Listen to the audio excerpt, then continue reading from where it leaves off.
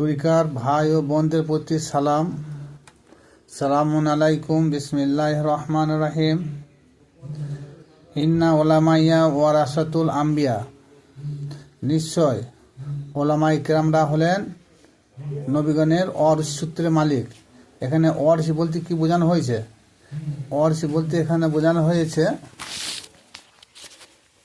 যে কোনো এক ব্যক্তি ধরুন প্রচুর ধন সম্পদ আছে, টাকা আছে, বাড়ি গাড়ি আছে, সোনা রূপো আছে, এক কথা স্থাবর অস্থাবর যাই কিছু আছে, তেনার ওফাতের পর মৃত্যুর পর যারা মালিক হয়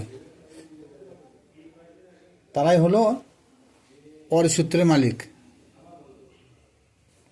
কিন্তু সেই মালিক অন্য কেউ হতে পারে না। পিতার ওয়ারিস সূত্রের মালিক একমাত্র তার সন্তানরাই হবে। তাহলে এখানে নবীগণের ওয়ারিস সূত্রের মালিক কি, আর নবীগণ কি রেখে গেছেন?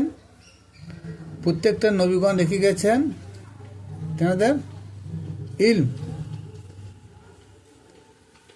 সে ইলম রেখে গেছেন, সেই ইলমের যারা ধারক এবং বাহক হবে তারাই নবীগণের ওয়ারিস সূত্রের মালিক। তাই কৌলুল জামিল বলে একটা কিতাব আছে, ওই কিতাবে লেখা আছে, বিখ্যাত মুহাদ্দিস আব্দুল হক দেহলভী তিনি কি লিখেছেন যে নবীগণের ওয়ারিস সূত্রের মালিক হচ্ছে পীর ও মুর্শিদ। আলেম সমাজ হতে পারে না। বর্তমান অনেকেই আমরা জানি যে নবীগণের ওয়ারিস সূত্রের মালিক হচ্ছে আলেম, কিন্তু ওই কৌলুল জামিল কিতাবটা আমরা ফলো করুন, তাহলে বুঝতে পারবেন যে নবীগণের ওয়ারিস সূত্রের মালিক কারা। জবরদস্ত একজন আল্লাহর ওলি, তিনি একজন মুহাদ্দিস, তিনি ওই হাদিসটা কোট করেছেন যে আলেম নয়, এরা হচ্ছে পীর ও মুর্শিদ। এবং আসুন, আলেম কাকে বলা যায়? আলেম শব্দ অর্থ জ্ঞানী। কিসের জ্ঞানী?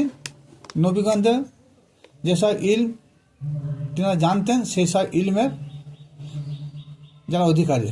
আসুন, নবী পাক সাল্লাল্লাহু তাআলা আলাইহি সাল্লাম আমাদের, তিনি ইলমের শরীয়ত জানতেন, তরিকত জানতেন, হাকিকত জানতেন, মারিফত জানতেন। এই চার প্রকার ইলম জানতেন। কিন্তু বর্তমান যেসব আলেম সমাজ নিজেদেরকে নবী ওয়ারিস সূত্রের মালিক দাবি করেন, তেনাদের উদ্দেশ্যে বলতে চাইছি, তেনারা কি ইলমের তরিকত, শরীয়ত, হাকিকত, মারিফত সব ইলমকে আপনারা মানতে পারেন? কিন্তু বর্তমান আলেম সমাজ শুধু নামাজ ছাড়া কিছু বুঝে না। ইলমের শরীয়ত যাকে বলা হয়, তাহলে তরিকতবাদ, হকিকতবাদ, মারিফতবাদ, এটা কোরআন থেকে বলছি, কিন্তু এটা কিন্তু আমার বাপের কথা নয় এটা। তাহলে বর্তমান আলেম সমাজ এই ইলমের তরিকত জানে না, ইলমের হকিকত কাকে বলে জানে না, ইলমের মারিফত কাকে বলে জানে না, শুধু জানে কি শরীয়ত।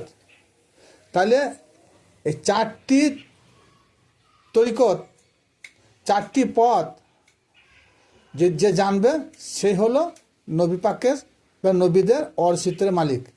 কিন্তু ওই আলেমরা আবার দেখুন সূরা মায়েদার 48 নম্বর আয়াতটার মানে করে না। ওই 48 নম্বর আয়াতটা মানে কি বলেছেন? লিকুল্লি জাআলনা মিনকুম শিরাতা ওয়া মিনহাজ। আল্লাহ পাক রব্বুল আলামিন তিনি বলেন, আমি তোমাদেরকে দুটি পথ দিয়েছি, একটা শরীয়তের পথ, একটা মিনহাজ বা মারিফতের খাস পথ। কিন্তু দেখুন বর্তমান যে আলেমরা বলেন আমরা কোরআন মানি, তা কোরআনে যদি একটা অক্ষর, একটা শব্দ যদি বাদ দেয়, সে আলেম হবে না জালেম হবে? চিন্তা করবেন। কারণ আল্লাহ পাক স্বয়ং বলেছেন যে আমার অবতীর্ণ কোরআন যদি কেউ একটা শব্দের উপরে যদি কেউ ইমান না আনে, তাহলে সে পাক্কা কাফের হয়ে যাবে। তাহলে যেসব আলেমরা নবীগণের ওয়ারিসসূত্রের মালিক দাবি করেন, তিনাদের উদ্দেশ্যে বলতে চাই যে আল্লাহ পাক রব্বুল আলামিন যে বললেন যে শরীয়ত এবং মারিফত যে পথ দুটি দিয়েছি, এই পথ দুটো আপনারা কি মানতে পেরেছেন না এখন মানছেন? কিন্তু 99% আলেমরা মানেই না। কি মানেন? শরীয়তে নামাজ, রোজা, হজ, জাকাত, ওযু এইসব, কিন্তু তারা তরিকত বোঝে না, হকিকত মারিফত কিছু বোঝে না। তাহলে নবীগণের ওয়ারিসসূত্রের মালিক একমাত্র হাক্কানি, পীরে কামেল ও আল্লাহর ওলি ও শাইখগণ। এবার আসুন, বাজারে গিয়ে যদি আমরা একটা 5 টাকা কয়েন নিয়ে একটা মাল আনতে যাই, কিন্তু 5 টাকার স্তম্ভটা, স্তম্ভটা যদি না থাকে আর 5 টাকা থাকলে কিন্তু বাজারে গেলে তার মূল্য নাই, 4 পয়সা মূল্য নাই, তার মালই দেবে না, তাকে তাড়িয়ে দেবে। আবার যদি স্তম্ভ থাকে, 5 টাকা না থাকে, তাহলেও সে 5 টাকা কয়েনটা কোনো মূল্য থাকবে না, সেখানেও তাকে ঘাট ধাক্কালি দোকান থেকে বার করে দেবে। তাই বর্তমান আলেম সমাজদের বলতে চাইছি, যিনারা নিজেদেরকে নাইবে রসুল বলে দাবি করেন,